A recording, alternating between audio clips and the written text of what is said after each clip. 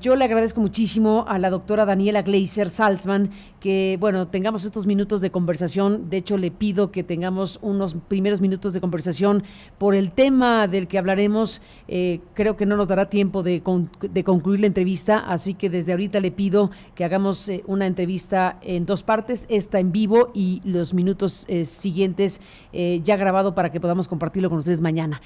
El tema es, hablando de Puebla, de otra manera, el tema es que hay una iniciativa para cambiar, para analizar el cambio de nomenclatura del Boulevard Norte de la capital de Puebla. Ponerle el nombre de Gilberto Bosques Saldívar a esta importante vialidad poblana. Ya en su momento, hay que decirlo, hablando de la UAP, en otro ámbito de cosas, se realizó un homenaje al diplomático poblano Gilberto Bosques. Su nombre fue grabado con letras de oro en los muros del recinto del Congreso de Puebla, esto fue en 2012, un poblano que ha ido adquiriendo más connotación porque se le ha nombrado el Schindler mexicano. Y no detengo más la explicación porque con eso nos damos cuenta del tipo de perfil que se está pues alimentando a lo largo de los últimos años sobre la figura de este poblano Gilberto Bosques Saldívar. La doctora Gleiser Salzman, investigadora del Instituto de Investigaciones Históricas de la UNAM, pues está siendo consultada por nosotros para saber qué piensa de que se siga alentando lo que algunos llaman un mito. Y doctora, te dejo hablar porque el tema lo has investigado muy ampliamente. Bienvenida, Daniela, gracias por tomarme la llamada. Muchísimas gracias, Carmen, ¿qué tal? Pues sí, efectivamente llevo muchos años investigando este tema y es importante señalar que no solo el gobierno de Puebla, muchas otras instancias, incluso Comisión Nacional de Derechos Humanos, el Senado y muchas organizaciones han sumado al reconocimiento a este diplomático poblano. Sin embargo, históricamente no hay evidencias que sostengan todo lo que se está diciendo y mucho menos la imagen del Schindler mexicano. En realidad, el problema es que toda esta historia se ha ido construyendo básicamente a través de relatos, a través de testimonios, a través de historia oral y no a través de investigación de archivo, a través de investigación con fuentes primarias que son fundamentales porque son las fuentes de la época para explicar qué estaba pasando en Marsella entre 1940 y 42, cuando él estuvo ahí. Y la investigación histórica, la evidencia, las pruebas, los documentos muestran una historia absolutamente distinta. Absolutamente distinta, doctora. Bueno, de eso hablemos, te propongo. Se nos acaba el tiempo al aire en vivo, pero te propongo seguir conversando en estos instantes y dar cuenta en la segunda parte de la entrevista, ya para el programa en vivo mañana y para el sitio, lo que nos tengas que contar. Aquí nos detenemos en lo que mencionas y ahí queda claro de lo que vamos a hablar ampliamente contigo. Esta es la segunda parte de la conversación con la doctora Daniela Gleiser Salzman, a quien le aprecio mucho su paciencia, porque ha sido difícil concertar esta conversación con ella con tantos temas que se han atravesado en estos días y horas, pero nos queremos detener, doctora, en lo que ya explicabas al principio de esta conversación, en la primera parte que transmitimos en vivo. Esto que tiene que ver con la figura de Gilberto Bosques Saldívar, este diplomático mexicano que, bueno, ha sido bautizado como el Schindler mexicano y que ha recibido muchos homenajes y que su figura sigue ensalzándose ahora con la posibilidad de que se cambie de nombre al Boulevard Norte de Puebla. Y bueno, pues tú has hecho una serie de investigaciones a lo largo de mucho tiempo sobre el personaje y nos dices, a ver, cuidado, el personaje no es lo que se dice que es, o no se ha podido demostrar, pongámoslo así, doctora, lo que se dice que es el Schindler mexicano. ¿Podemos retomar el hilo de la conversación para que volvamos al punto de tu explicación, doctora? Sí, exactamente, con mucho gusto, Carmen. Mira, primero hay que entender una cosa muy importante, y es que hay dos historias aquí que se mezclan y que hay que separar. Una es la del exilio español, la de los republicanos que pierden la guerra en 1939, y frente a la cual el presidente Lázaro Cárdenas pues externa una actitud de solidaridad, de ayuda y de rescate, ¿no? Entonces, esta es una de las historias. La otra historia es la del exilio judío y la del exilio antifascista, que se está dando al mismo tiempo, que son aquellos refugiados que huyen del nazismo o del fascismo en otros casos y que están buscando también refugio. Frente a este exilio, la posición de México fue completamente distinta. El exilio judío, de hecho, la inmigración judía estaba prohibida en México desde 1934. Entonces, son dos historias diferentes que se mezclan y se mezclan justamente en la figura de Gilberto Bosques. Entonces, Bosques, uno de sus papeles principales fue el rescate de los republicanos españoles, enviado por Lázaro Cárdenas para eso, y obviamente no era el único, había otras figuras como Luis y Rodríguez, como el propio Bassols, etcétera, Narciso Bassols, etcétera. Entonces, esa es una historia. Ahora, decir que Bosques es el Schindler mexicano es un desatino histórico absolutamente brutal, porque la posición del Consulado de México en Marsella fue restrictiva frente al exilio judío, así como era en concordancia con la política del gobierno, que era restrictiva frente a este exilio. Hay que recordar que de 100,000 refugiados judíos que llegaron a América Latina, México recibió menos de 2,000. Entonces hubo excepciones, pero la política fue fundamentalmente de puertas cerradas. Ahora, ¿qué muestra la evidencia histórica sobre Gilberto Bosques? Lo que muestra es que, se dice que salvó 35,000 personas o 45,000. No hay ninguna evidencia, no hay ningún documento que pruebe esto, no hay en ningún archivo. Lo que hay es el Registro Nacional de Extranjeros, donde hicimos un análisis ficha por ficha y encontramos 332 fichas firmadas fichas de entrada, es decir, visas firmadas por Gilberto Bosques. Pero lo que es muy importante resaltar es que todas esas visas tenían autorización previa de la Secretaría de Relaciones Exteriores y de la Secretaría de Gobernación. Entonces, en ese caso no pueden atribuirse al cónsul, sino son autorizaciones emitidas por el gobierno mexicano. Eso es un punto muy importante, Carmen, porque la tendencia a atribuirle visas directamente a Bosques pues pasa por alto que el papel de los cónsules es justamente ese, entregar in situ las visas que el gobierno autoriza. Pero es más interesante aún el tema porque muchas visas se cancelaron en el Consulado de México en Marsella, visas previamente aprobadas, y en este sentido los documentos provienen de las organizaciones de ayuda, de rescate, que en ese momento están tratando de salvar gente de Marsella, y que en su correspondencia dan cuenta de todas estas dificultades que los refugiados a quienes están tratando de salvar están teniendo. Entonces, ¿cuáles son estas dificultades? Las dividiría en tres tipos. El primero es de tipo burocrático, es decir, si un apellido estaba mal escrito, por ejemplo, Stratrievsky, le sobraba la V, entonces eso implicaba que la visa se cancelara, y era necesario esperar una nueva autorización que viniera por parte de la Secretaría de Gobernación y de Relaciones Exteriores para que Bosques en Marsella pudiera emitir una nueva visa. Ese fue el caso de la escritora Ana Segers, por ejemplo, porque ese era su nombre artístico, no su nombre real, y tuvo que esperar varios meses. Ahora, cuando yo digo esperar varios meses, están los refugiados en una situación sumamente complicada. Marsella es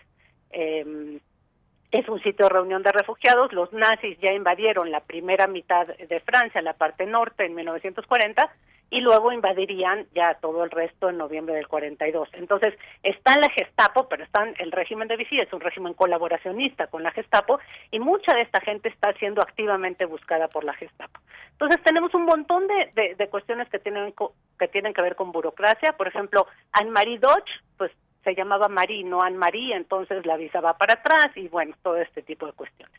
Pero hasta aquí podríamos decir, bueno, es el funcionamiento regular, normal de un consulado que es muy puntilloso en este tipo de cuestiones, ¿no? Tenemos una segunda, una segunda causa, que es que se exigía que los refugiados probaran que su condición de refugiados políticos. En este caso es muy complicado hacer eso porque nadie tiene una credencial que lo identifique como perseguido político. Por supuesto, algunas personas no la necesitan. León Trotsky no la necesitaba, ¿no? Probablemente Paul Merker tampoco, pero muchos otros refugiados menores, no famosos, pero que de todas formas estaban siendo buscados por la Gestapo, no podían comprobar su calidad de refugiados políticos y en este caso las visas eran canceladas. Y hay una tercera vertiente, que es la más delicada, yo creo, y es la más compleja, que es cuando los refugiados eran judíos. Es decir, Gilberto Bosques partía de la idea de que no todos los judíos podían ser considerados refugiados políticos, y que muchos de estos querían venir a México solamente para aprovecharse, para lucrar y para otras cosas. También eran prejuicios muy comunes en la época, y muchas de las personas a quienes canceló la visa eran judíos. Entonces, llamarlo el Schindler mexicano en este sentido es verdaderamente un despropósito. Te quiero leer, si me permites, 2 citas. Seguro. De cartas escritas por Gilberto Bosques sobre particularmente el asunto de los refugiados judíos. Son cartas firmadas por él en 1941. Entonces dice: no debe aceptarse el criterio de que todos los israelitas sean perseguidos políticos, ni considero que México deba constituirse en refugio de personas que, no sintiéndose bien en Francia, pretenden continuar sus actividades lucrativas en nuestro país. Y la segunda cita dice: por otra parte, considero que su presencia en nuestro país no representaría ninguna utilidad y que el ansia de lucro que anima a esta clase de inmigrantes causaría notables perjuicios a nuestros compatriotas. Tremendo, doctora. Tremendo. Tremendo. Bueno, a ver, es que es fuertísimo lo que dices. Estas declaraciones, estas afirmaciones de Gilberto Bosques, ¿se dan en qué contexto? Se dan en el contexto de la cancelación de visas y las razones que él envía a la Secretaría de Relaciones Exteriores para explicar por qué canceló esas visas. Entonces, aquí le está hablando a la Secretaría de Relaciones Exteriores, justificando por qué canceló las visas que canceló. Ahora, te quiero... ¿Te importa, doctora? ¿Te importa, doctora, sí, que te interrumpa un segundito? Porque, bueno, hay que aceptar como personas que trabajamos en la radio y en online que a veces, bueno, la gente está haciendo otras cosas, ¿no? Y a veces se escucha algo muy precisamente y a veces se necesita volver a subrayar. Para las personas que están oyendo esta entrevista y a lo mejor se distrajeron un momento, valdría la pena para subrayar la importancia de lo que estás leyendo, doctora Gleiser Salzman. Esta última declaración de Gilberto Bosques, que se da en este contexto de cancelación de visas, porque es verdaderamente ilustrativa del tipo de cosas que estás planteando, del asunto esencial. ¿Debe o no honrarse? Ese es el tema, ¿no? ¿Debe o no construirse, como se ha construido, una figura a la Schindler de este poblano diplomático, o no, o se ha construido por ignorancia o por querer tener a un héroe que no teníamos en este tema? Entonces, te propongo que leas esta segunda intervención de Bosques, que es bastante potente para ilustrar lo que dices. Te la repito. Dice: por otra parte, considero que su presencia en nuestro país no representaría ninguna utilidad y que el ansia de lucro que anima a esta clase de inmigrantes causaría notables perjuicios a nuestros compatriotas. Efectivamente, Carmen, es muy fuerte. Fíjate que mi propia posición frente a Bosques ha ido modificándose a lo largo del tiempo. En el libro que yo escribí un libro que se llama El exilio incómodo, sobre la posición de México frente al exilio judío, tratando de entender por qué estas puertas cerradas o casi cerradas. En este libro mi posición sobre Bosques era positiva. Yo lo incluí dentro de las excepciones, dentro de los cónsules que trataron de ayudar, con la información, por supuesto, que estaba disponible hasta ese momento. Pero posteriormente, información de archivos de México, de Estados Unidos, de Francia, de Alemania y de Israel han modificado mi postura frente al tema, porque efectivamente muestran otra cara de la moneda. Déjame decirte que Bosques sí ayudó a algunas personas. Es una figura compleja en este sentido, porque mientras cancelaba visas por un lado, también ayudó a otras personas. Y la historia se ha construido fundamentalmente a partir de los testimonios y de los relatos de la gente que sí ayudó. Y siempre tenemos en historia, los que hacemos investigación histórica, la dificultad metodológica de cómo incluir las voces de aquellos que no están para dar sus testimonios. Ni están ellos, ni están sus descendientes. Entonces, ¿cómo incluimos esas voces? Y bueno, las tenemos que reconstruir a partir de la información que ha quedado en los archivos. Y uno de los casos dramáticos, por ejemplo, de una visa que canceló Bosques, fue el de Karl Ehrenthal, era un vienés judío que Bosques consideró que no podía ser refugiado político, y entonces canceló la visa. Él consideró esto porque él no había estado en la cárcel y no había sufrido persecuciones políticas directamente. De hecho, él escapó de Austria cuando llegaron los nazis en 1938 y estaba refugiado en Francia. Entonces, se canceló su visa y Aehrenthal, su esposa y su hija adolescente terminaron en Auschwitz en las cámaras de gas. Uy, Por supuesto, no se le puede atribuir a Bosques directamente esta muerte, ni mucho menos, pero las consecuencias de la cancelación de visas podrían ser tremendamente dramáticas, en un contexto en el cual, como digo, el régimen de Vichy era colaboracionista del régimen nazi. En tu revisión histórica, doctora Glaser Salzman, en tu revisión histórica del asunto, en este 2020, después de tu libro, como lo acabas de decir con toda claridad, después de tu libro del exilio incómodo, el exilio judío, México y los refugiados judíos del 33 al 45, que ha variado tu postura al respecto, ¿qué dirías al Cabildo, por decir a este punto, ¿no?, al Cabildo de Puebla, que aprobó analizar el cambio de nomenclatura del Boulevard Norte de la capital de Puebla, amén de los muchos otros reconocimientos que se han hecho, como tú lo has relatado? ¿Qué les dirías? No lo hagan, no pongan el nombre de Gilberto Bosques a una calle, no cambien nomenclatura para seguir alentando la figura de Bosques, que acorde a lo que dices, pues es un personaje doble, ¿no? No doble, un personaje donde su condición diplomática era más bien restrictiva al exilio judío, aunque tuvo otras luces. En tu balance general, para decirlo así, doctora, ¿merece o no merece una calle? ¿Merece o no merece las letras de oro en donde están ahora puestas con el nombre Gilberto Bosques? Mira, es una pregunta evidentemente muy compleja.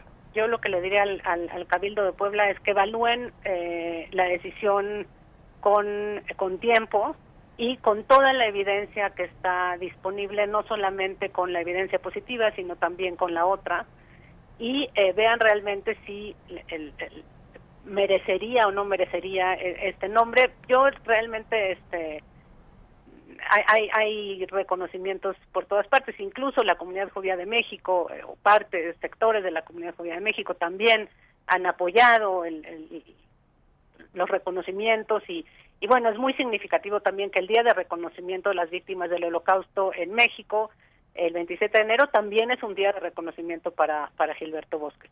Entonces, pues a todos les recomendaría estudiar historia y bueno, tengo también un artículo sobre el tema, aunque hay muchos documentos que acabo de encontrar que todavía no he publicado, pero creo que debe tratarse este tema con mucho mayor cuidado y detenimiento del que se ha tratado hasta ahora, y tomar en consideración que no podemos construir una historia solamente con los testimonios de la gente que se ayudó.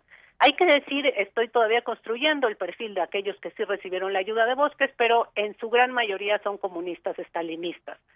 Entonces, mientras, por ejemplo, los socialdemócratas austríacos fueron rechazados en una tasa muchísimo mayor. Entonces, hay que analizar con más cuidado. Ahora, Carmen, si la decisión estuviera en mis manos, no, yo no le cambiaría el nombre a la calle. Ahora, esto que está soportando estas decisiones de decir, bueno, déjame aquí ir al dato, pero de decir que Gilberto Bosques salvó la vida de 30,000 personas, que es como se está presentando históricamente de unos años para acá, esa expresión del salvador de 30,000 personas no cabe con la investigación realizada. No, eso es totalmente falso. ¿Abiertamente falso? Mira, te voy a poner un ejemplo. El Joint Distribution Committee, una de las organizaciones que estaba solamente abocada a salvar refugiados judíos en Francia, solo pudo rescatar 1,400 personas entre mediados de 1940 y mediados de 1941. Era sumamente difícil salir de Marsella porque, por muchas razones, una de ellas es, se necesitaba una visa de salida de Francia, pero las autoridades francesas necesitaban la aprobación de las autoridades alemanas, que no querían dejar salir hombres que pudieran ser activos militarmente y que pudieran unirse a la resistencia. Entonces, se necesitaba también una visa en tránsito y se necesitaba también una visa en destino final y además un pasaje de barco. Esas 4 cosas, esos 4 papeles tenían que coincidir y era prácticamente imposible que coincidieran.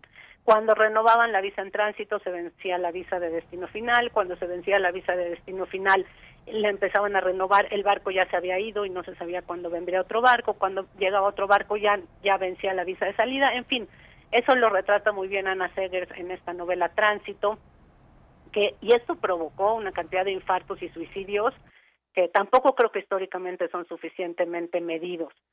Era muy difícil sacar a la gente de Francia, era muy complicado, y además, como tú debes saber, en mayo de 1942 los franceses empezaron a deportar directamente judíos hacia el este, hacia los campos de concentración y de exterminio. Entonces, esta es como una ventana de oportunidad que hay justamente mientras Bosques está en Marsella para salvar gente y para traer gente a México. Se dice también que Gilberto Bosques a muchos refugiados les dio como una especie de visa falsa que decía que se dirigían a México para poder nada más salir de Marsella o salir de Francia, aunque no vinieran a México. Yo no encontré ninguno de esos papeles, pero pueden existir. Pero la cifra 30,000 no tiene ninguna evidencia histórica. Ahora, hablando de números de refugiados españoles, México recibió entre 20,000 y 25,000, pero durante los 2 años que estuvo Bosques en Marsella, los historiadores del exilio español calculan cerca de 5,000 personas que llegaron españoles republicanos a México. O sea que ni siquiera atribuyéndole a Bosques todos los refugiados españoles y los 1,800 refugiados judíos que llegaron entre 33 y 45, llegaríamos ni a la quinta parte. Ahí están los datos duros, ahora sí que duros o durísimos, doctora, porque bueno, sí, ciertamente contraviene, es la controversia al final de cuentas sobre la figura de Gilberto Bosques, y bueno, pues te apreciamos muchísimo, doctora, que estés aquí para hablar del tema. Nos comentaste que tienes un artículo publicado, bueno, tienes investigaciones en libro publicadas, pero mencionaste un artículo en particular. Sí, el artículo se llama Gilberto Bosques y el Consulado de México en Marsella, la burocracia en tiempos de guerra, y está publicado en la revista Estudios de Historia Moderna y Contemporánea de México y está disponible en línea. Perfecto, ¿podemos compartirlo con nuestro público en el sitio de Aristegui Noticias? Por supuesto, con muchísimo gusto. Buenísimo, lo recuperamos para darle otro espacio de difusión, además del que ya tiene, y seguir de cerca pues esto que tú estás planteando desde hace ya un rato y que tiene que ver con una figura como la de Gilberto Bosques y todo esto que hemos aquí comentado. Doctora Gleiser Salzman, gracias por estar aquí. Daniela.